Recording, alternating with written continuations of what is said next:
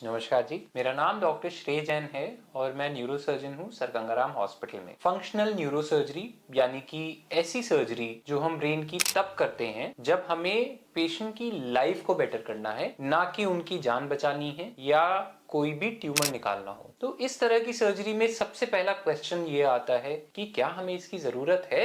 अब वो डिपेंड करता है पेशेंट के ऊपर, क्योंकि आप या मैं हम सिर्फ बातें कर रहे हैं, बट जो पेशेंट या जो मरीज वो चीज झेल रहा है वो बता सकता है आपको कि क्या उसकी जरूरत है या नहीं। आपके लिए या मेरे लिए खाना पीना बहुत ही नॉर्मल चीज होती है। अगर किसी का हाथ कांपता है या किसी को पार्किंसंस है जो दवाइयों पे ही जिंदा है, आपको ऐसा लगता है कि क्या ही फर्क पड़ता है, हाथ ही तो कांप रहा है, एक हाथ से कांप रहा है तो आप दूसरे हाथ से खाना पीना शुरू कर दो या किसी की हेल्प ले लो। बट ऐसा पेशेंट जिसके साथ ये सब होता है उसके लिए ये बहुत बड़ी चीज होती है। तो ये डिसीजन लेना कि क्या इस तरह की सर्जरी के लिए जाना चाहिए, ये उनका अधिकार है, ना कि आपका या मेरा। और इस तरह की सर्जरीज जो होती हैं वो लाइफ को चेंज कर देती हैं। तो ज्यादातर लोगों में अगर ये क्वेश्चन आता है कि क्या ये सर्जरीज करनी चाहिए या क्या उससे ऐसा तो नहीं कि शरीर में कोई नुकसान हो जाएगा, तो उसका यही जवाब है कि इस तरह की सर्जरीज प्रॉपर मॉनिटरिंग के साथ होती हैं और ज्यादातर सर्जरीज पेशेंट के जागे हुए होती हैं, ताकि उनको अगर कोई भी नुकसान हो रहा है तो उसको वहीं के वहीं ठीक कर दिया जाए। क्योंकि इन सर्जरीज का जो पर्पस है वो पेशेंट की लाइफ बेटर करना है, ना कि उनकी लाइफ को नुकसान पहुंचाना। अगर उनकी लाइफ में कोई नुकसान पहुंच रहा है तो सर्जरी का फायदा ही नहीं रहा ना। Thank you.